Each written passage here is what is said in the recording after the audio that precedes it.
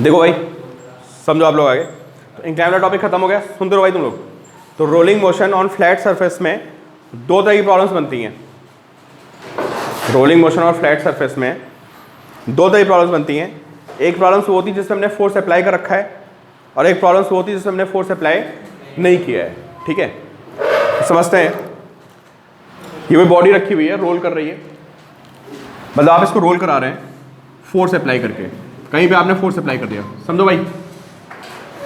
ठीक है, स्फीयर हो सकता है, डिस्क हो सकती है, रिंग, सिलेंडर, कुछ भी हो सकता है। आपने किसी एक पॉइंट पे फोर्स अप्लाई किया।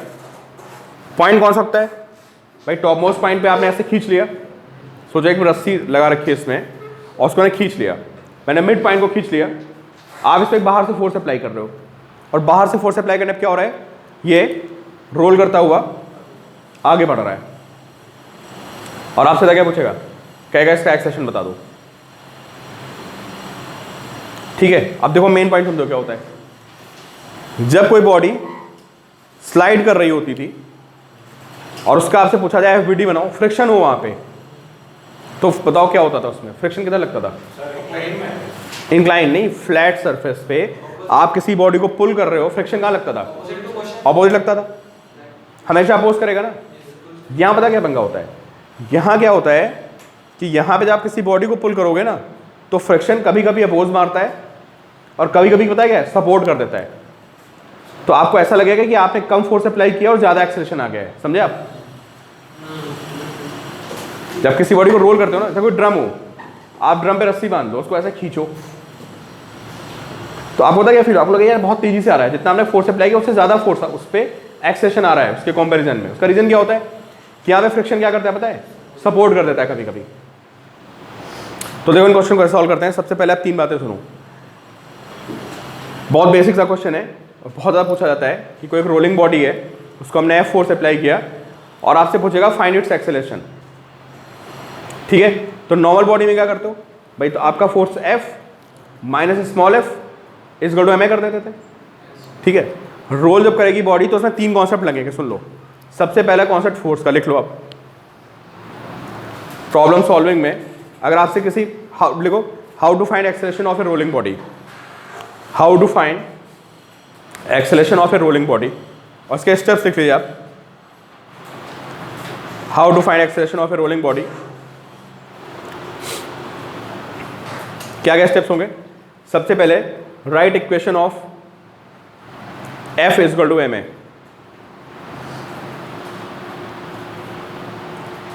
ठीक है, फिर अगली इक्वेशन लिखिए, write equation torque is equal to I alpha. Torque is equal to कितना? I alpha. भाई रोलिंग ही होता ना यार, टॉर्क भी तो लगता है बॉडी पे। Torque is equal to I alpha. Third लिखिए, थर्ड में लिखिए A is equal to R alpha. अब ये कैसे लिख दिया मुझे कौन बताएगा? जब प्योर रोलिंग हो रही होती तो लोएस्ट पॉइंट का एक्सेशन क्या होता है? अरे लोएस्ट पॉइंट का acceleration along the surface zero होता है ना, तो जितना ए आगे होगा उतना ही आर अल्फा पीछे होगा, and A is equal to R alpha. Clear? अब एक बात और सुनो आप इसमें। अब मैंने आपको क्या बोला कि जो यहाँ मेन कहानी होती है फ्रिक्शन की होती है।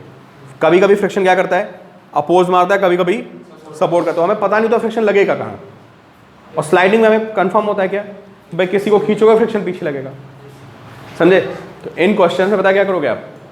हमेशा फ्रिक्शन को एज्यूम करोगे आप। किधर एज्यूम करोगे? यार आगे भी एज्यूम कर सकते हो, पीछे भी एज्यूम कर सकते हो। आप पीछे मान लो उसको, फिर आप क्वेश्चन सॉल्व करोगे, समझे? क्वेश्चन सॉल्व करने के बाद ध्यान सुनिए आप, अगर फ्रिक्शन की वैल्यू निगेटिव आ गई तो उसका क्या मतलब होगा? जो आपने एज्यूम किया था फ्रिक्शन उसके कहाँ लग रहा होगा? क्लियर ना? अब ये सारी बातें आप एक क्वेश्चन समझो, और सबसे बेसिक क्वेश्चन है, ये एक डिस्क रखी हुई है, और मैंने डिस्क के टॉप मोस्ट पॉइंट पे स्फीयर ले लो, चलो ये स्फीयर है, ठीक है, और कितना फोर्स अप्लाई कर दिया मैंने? एफ। और क्या कहेगा? क्या निकालना है? स्फीयर का एक्सेलरेशन निकालना है। क्लियर? तो बताओ पहला स्टेप क्या है? फोर्स की इक्वेशन लिखनी। उससे पहले हमें फ्रिक्शन एज्यूम करना पड़ेगा। कहीं ले लो यार, आगे पीछे, पीछे ले लो, थोड़ा इजी रहता लिखना। ठीक है, चलो फ्रिक्शन मैंने एज्यूम कर लिया एफ। बताओ क्या इक्वेशन बनेगी? बिल्कुल सही। हाँ, तो F minus small F is M A, this is equation 1। ठीक है, और कौन सी इक्वेशन बनेगी बोलो? अब सुनो यहाँ पे, तो उस इक्वेशन में टॉर्क इज आई अल्फा। अब टॉर्क लिखने के भी दो तरीके हैं, मतलब बहुत तरीके हैं, ठीक है।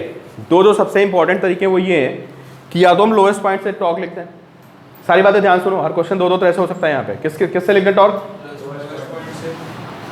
टॉर्क तो कहीं से लिख सकते हो ना, और यह कहाँ से लिख सकते हो आप? मिडल पॉइंट से, ठीक है। तो अब टॉर्क कहाँ से लिखेंगे? आप लोएस्ट से भी लिख सकते हो, मिडिल से भी लिख सकते हो, बाकी कहीं से मत लिखो, क्यों? बाकी कहीं से लिखोगे ना तो पता क्या होगा? हाँ, पता है क्यों? बाकी किसी पॉइंट से लिखोगे ना तो पॉइंट एक्सीलरेट कर रहा होगा, तो वहां पे मैं आपको बता दूं, अभी मैं क्लियर करूंगा आपको, ठीक है। वहां पे फिर हमें स्यूडो फोर्स लेना पड़ेगा, ये मैं क्या बोल रहा हूं आपको समझाऊंगा अभी, ठीक है। आपको कहां से लिखना है टॉर्क? समझ गया ना? ठीक है, किसी और पॉइंट से क्यों नहीं लिखेंगे उसका मैं रीजन अभी आपको क्लियर करूंगा, ठीक है। चलो एक काम करते हैं, टॉर्क सेंटर से ले लेते हैं अभी। बताओ क्या इक्वेशन बनेगी? कौन कौन सा टॉर्क आएंगे यार? इसका टॉर्क आएगा, बताओ आकाश, बताओ किधर आएगा इसका टॉर्क? यार फोर्स ऐसे लग रहा है ना ये, और सेंटर्स के अबाउट सोचो, बॉडी कैसे घूमेगी? अरे ऐसे घुमाएगा ना यार, एफ ऐसे लगा दिया तो बॉडी ऐसे घूम जाएगी। ये फ्रिक्शन क्या करेगा सोचो, ये रोलिंग बॉडी है और फ्रिक्शन नीचे ऐसे लग रहा है, ठीक है, तो क्लॉकवाइज घुमा रहा है उसको, तो दोनों का टॉर्क किधर आ गया बताओ? सेम सेंस में आ गया ना, ऊपर का फोर्स ऐसे घुमाएगा और नीचे का फोर्स पीछे, तो दोनों का सेंस क्या है? क्लॉकवाइज। तो टॉर्क कितना आएगा बताओ? टॉर्क आएगा F R plus F R, और किसके इक्वल होगा ये? हाँ, अरे net torque is equal to Y alpha, क्यों? तो कितना आएगा बताओ? 2/5 mr square alpha, this is equation 2। और अल्फा को मालूम है। हाँ, ये दो इक्वेशन बन गई। तीसरी इक्वेशन क्या है बताओ? a by r a is equal to R alpha, this is equation 3। समझ आ रहा है? थर्ड इक्वेशन कैसे लिख दी? स्लाइडिंग नहीं होती है, जितना a होता है लोएस्ट पॉइंट का उतना ही क्या होता है? r अल्फा होता है पीछे, and there is no sliding. ये 3 इक्वेशंस बन गई। कौन कौन अननोन है बताइए आप? सर अल्फा, ए और फ्रिक्शन। 3 अननोन है बस, अल्फा ए फ्रिक्शन फोर्स, अभी मैं निकालना ए है, ठीक है। तो देखो एक काम किया करो, मैं आपको आसान तरीका बता दूं, देखो तो सॉल्व का आपको टाइम लगेगा। इधर देखो भाई, प्लीज इधर देखिए सब लोग, ऐसे टॉर्क की इक्वेशन लिख लिया करो, ठीक है। अब यहां से आर को हटाते हैं, देखो यार हट गया, यार ये भी तो हट गया, और एक यहां से पावर हट गई, और इस आर अल्फा को सीधे ए लिख दो। अगर आपको स्टेप से आता तभी काम चलेगा, रटना पड़ेगा सब कुछ। अगर एग्जाम में आता है और आप सॉल्व करने बैठ गए तो काम हो गया। तो आपने पहले क्वेश्चंस नहीं कर रखे हैं, आपको पता है तो इजी होगा, मतलब निकाल दो लोगे यार, टाइम लगेगा आपको, ठीक है। तो मैंने यहाँ से आर गायब कर दिया, इक्वेशन बन गई, आर अल्फा को क्या लिख देते हैं? ए। तो आप अगले स्टेप में लिखो, इक्वेशन क्या बन गई? This is 2/5 ma। अब इन इक्वेशंस को ऊपर नीचे रख के ऐड कर दो। किसको? फर्स्ट, और ये जो नई इक्वेशन बनी इनको ऊपर नीचे ऐड कर दो सीधे, देखो क्या होगा बताओ? 2f is equal to 2/5 7/5 7/5। तो 7/10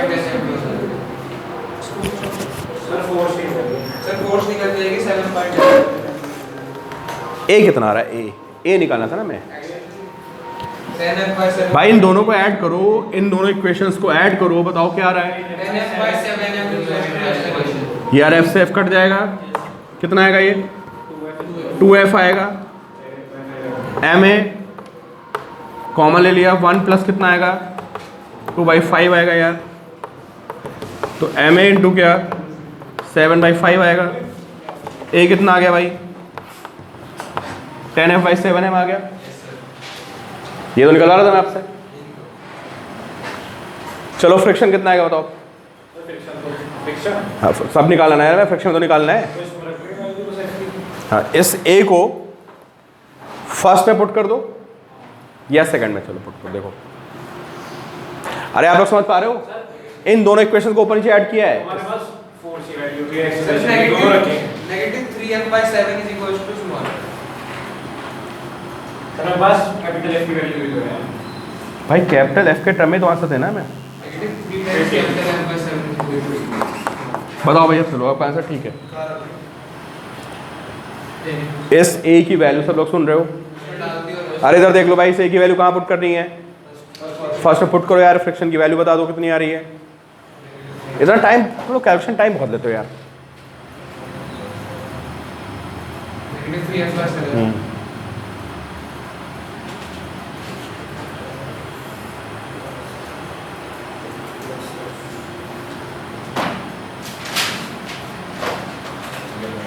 कैलकुलेशन थोड़ा ध्यान रखा करो जब क्वेश्चन सॉल्व करो, स्पीड मेंटेन रखा करो तुम लोग। 17 एफ बाय 7 भाई क्या कर रहे हो? अब तुम लोग छोटी हुई कैलकुलेशन मत कराया करो यार, क्लास स्लो हो जाती है उससे।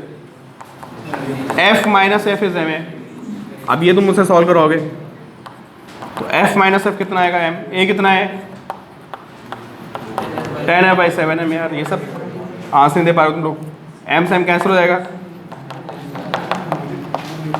10f/7 आ जाएगा भाई। f कितना हो गया?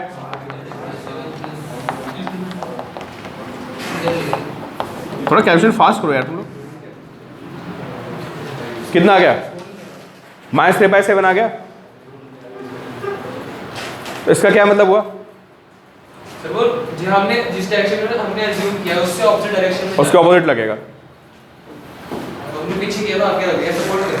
सर माइनस आएगा तो सपोर्ट करेगा। हाँ, तो जब मैं डायरेक्शन ले रखी, समझ रहे हो भाई?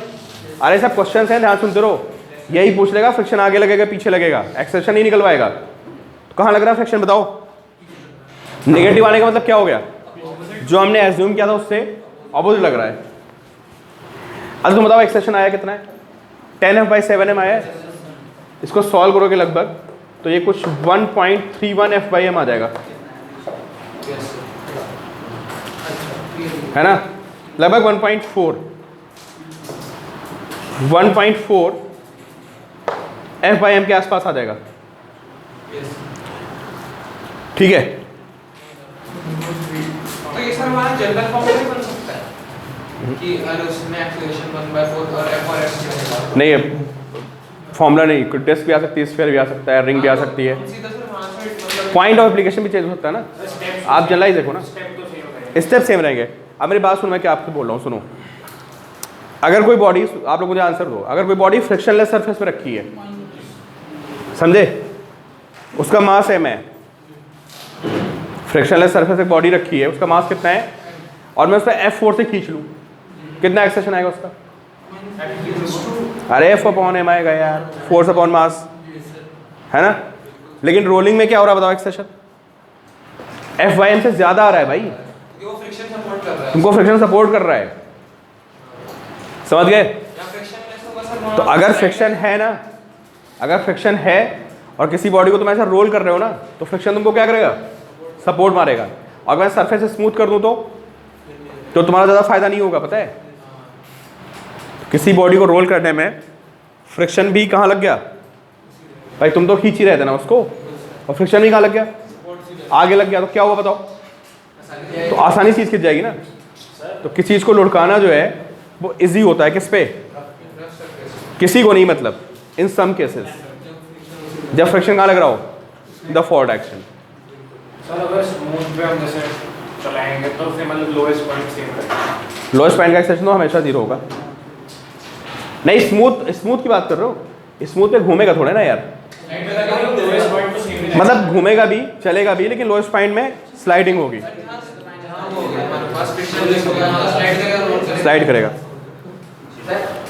फ्रिक्शन लगा इधर लगाया हमने एज्यूम किधर किया था, लेकिन आया कितना? नेगेटिव। तो उसका क्या मतलब हुआ? जो हमने एजम्पशन लिया था उससे उल्टा हो गया, सामने लगेगा फ्रिक्शन। हाँ ठीक है। अब देखो, मैं अगले क्वेश्चन में आपको बिल्कुल हेल्प नहीं कर रहा है। अगला क्वेश्चन आप लोग मुझे आंसर निकाल के दिखाओ, देखिए मुझे कौन आंसर देता है। देखो ये डिस्क हो गई, ठीक है। अब देखो बिल्कुल डिट्टो वही क्वेश्चन है, ठीक है। और मैंने इस पे F4 से अप्लाई कर दिया सेंटर पे, इस बार सेंटर पे लगा दिया मैंने F4 और खींच लिया मैंने डिस्क को, ठीक है। तो आप लोग बताओ डिस्क का एक्सेशन कितना होगा, find acceleration of the disc. हाँ मास कितना है इसका एम, रेडियस आर, मास नहीं, फ्रिक्शन है यहाँ पे, फ्रिक्शन इज प्रेजेंट, ठीक है।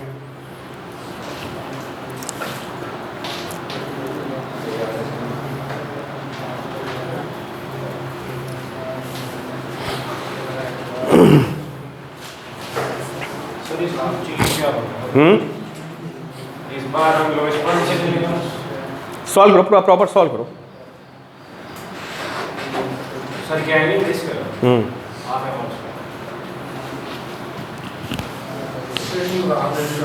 एक्सेशन निकालना है।